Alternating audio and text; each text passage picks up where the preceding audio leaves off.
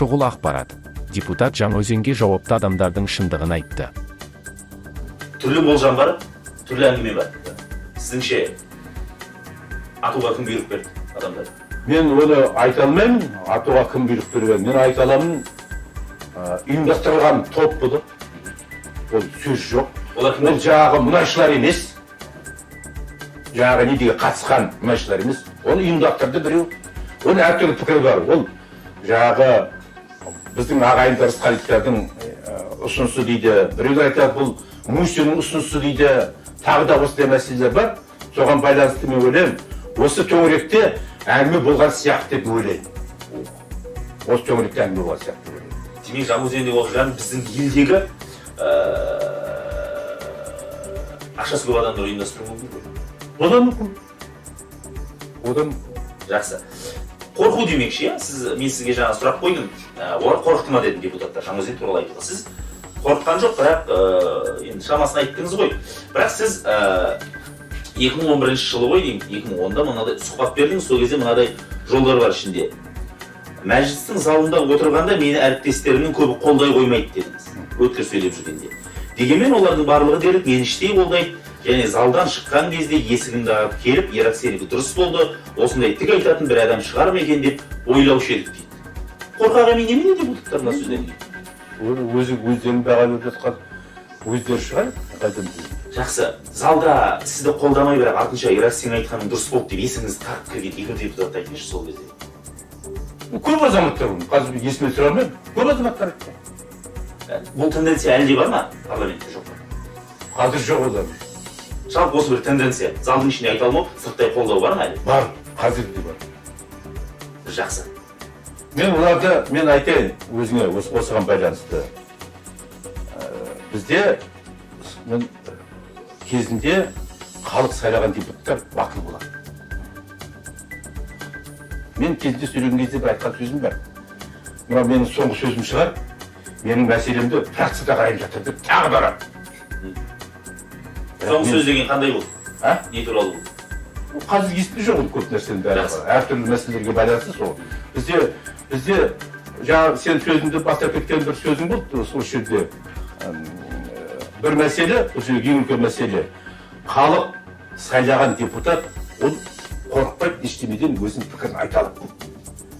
Мына партияның тізімімен келген азаматтар ертең сені фракцияда қарап, мәселені қарап шығарып жібереді деген. Оларда осындай бір не бар. Мен өзім пікірім, мен айтайын осыған байланысты. Ол оңай емес.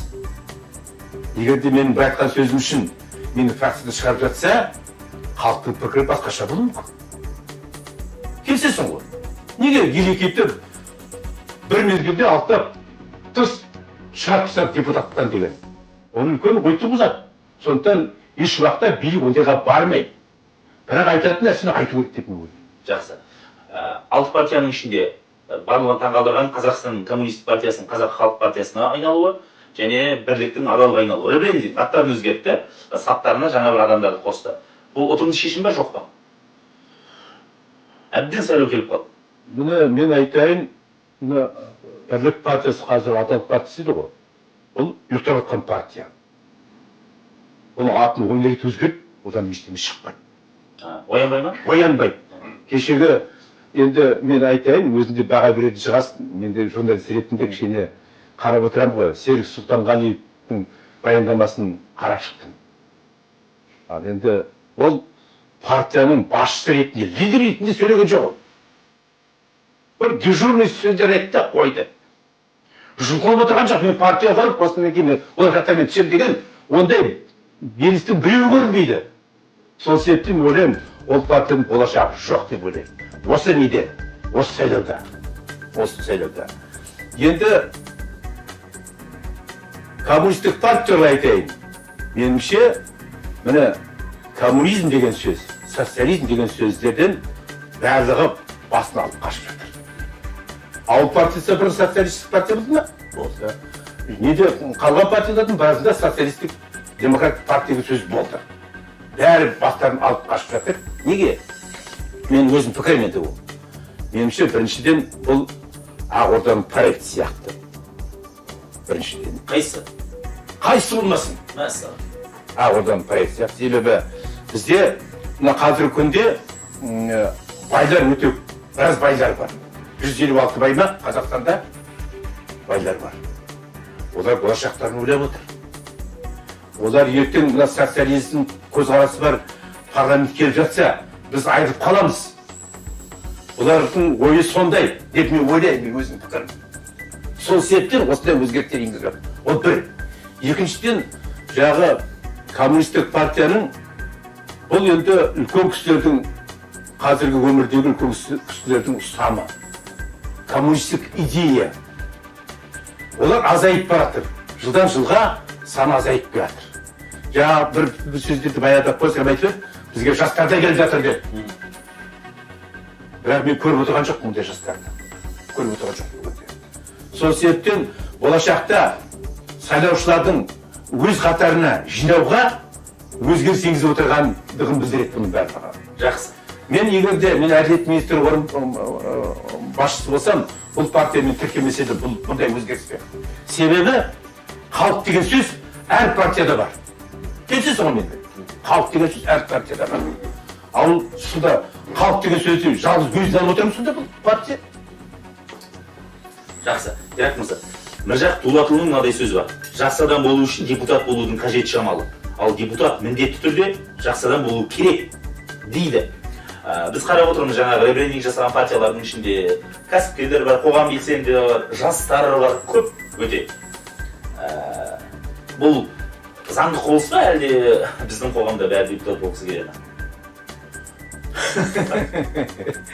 Енді мен осы мәселеге байланысты бізде осы мынау соңғы осы жылдары белсенді азаматтардың саны азайып барады шынында. Ол депутат болды қойып отырған сияқты емес. Белсенділер азайып барады. Мынау билік бүгінгі күнде егерде ертең биліктің басына бір күн түскен кезде биліктің басына түскен кезде соны қолдайтын азаматтар бүгінгі күнде біз азайып барады. Себебі олар билік өздері бай болып алды. 90% бай, жасырмай айтайын. Қалған халықтың жағдайы онша емес. Міне неге қазір кеше ғана Путин мына бай азаматтарға салықты көбейтіп жатыр? Неге? Бізде осы уақытқа дейін ондай салықтың түрі жоқ. Екіншіден, неге кіріс пен шығыс декларациясын, неге осы, мен өтірік айтпайын, 90 жылдан бері талқылап келе жатыр бұл мәселені. Неге олар енгізбейді соны? Неге енгізбейді? Мен мына Нұротан партиясына сын ретінде айтқым келеді. Неге енгізбейді? Біз баяғыдан бері айтып жатырмыз осы мәселені. Билік осы жасамайды. Себебі әлде болса да байғысы келеді, әлде болса да бір сондай аристократия туу керек Қазақстанда. Сондай биіктегі отырған аристократия туу керек. Қаражаттары бар. Солар өздерінше елдің бәрін өздерінше басқарамын деген ой пікірлері бар. Меніңше бұл дұрыс емес. Жақсы. Сіз айттыңыз, Қазақстан билігінің 90% бай дедіңіз. Бұл біздегі билік өкілдерінің жалақысының өте көп екенінің көрсеткіші ме? Үш нұсқа айтайын сізге, бір. Немесе біздегі билік өкілдері өзінің жалақысын күштетіп үнемдеп отырып байып кетіп жатыр ма? Немесе Қазақстан билігінің өкілдері күшті кәсіпкер ме? Жоқ. Үшеуі де қабылдамайсыз ба? Үшеуі де мен қабылдамаймын. Сіздің нұсқаңыз? Сіздің нұсқаңыз? Менің ұстаным, бұлар барлығы биліктегілер, мынау біздегі ең үлкен қандай жер байлығы, соның пайдасын ғана көріп отыр. Басқа ештің билікке жақын азаматтар.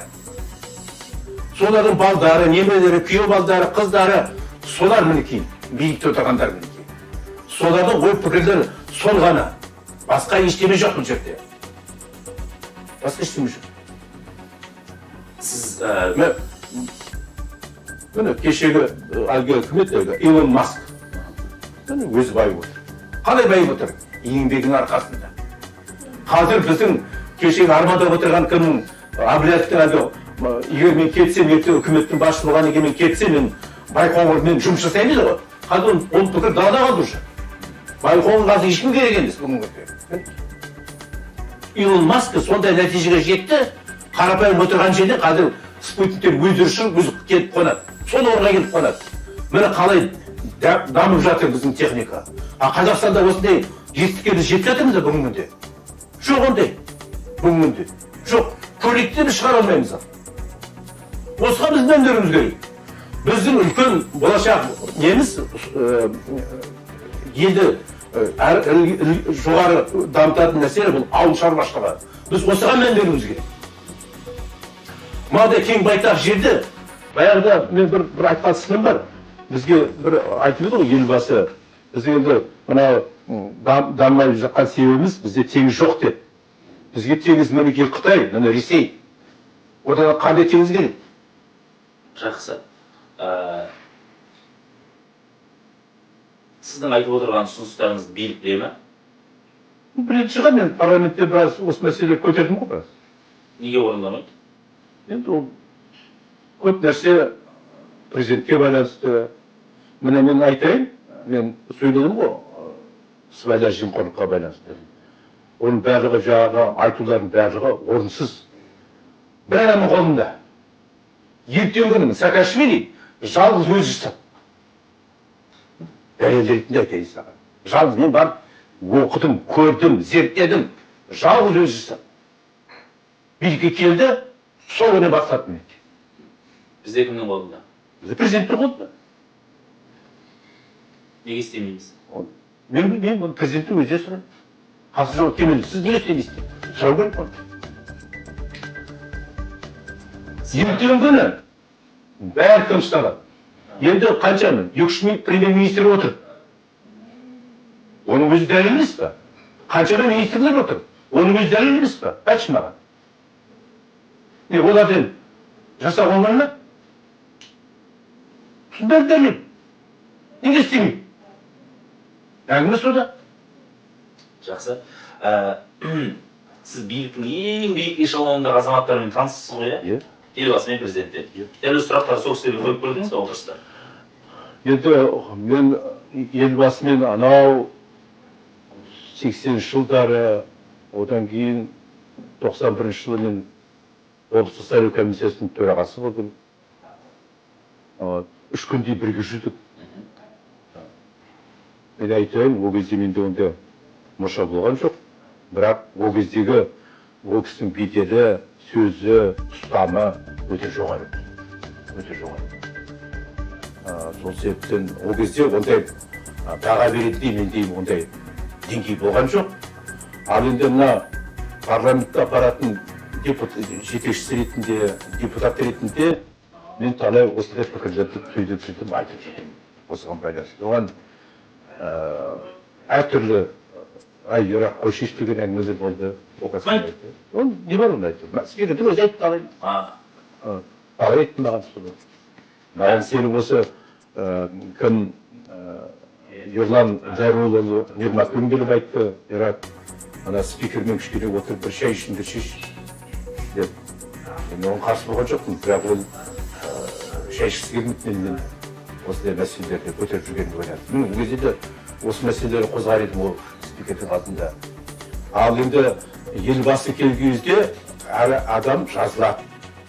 Кім сөйлейді, кімге сөз беріледі, оның барлығын отан партиясы бәрі белгілейді.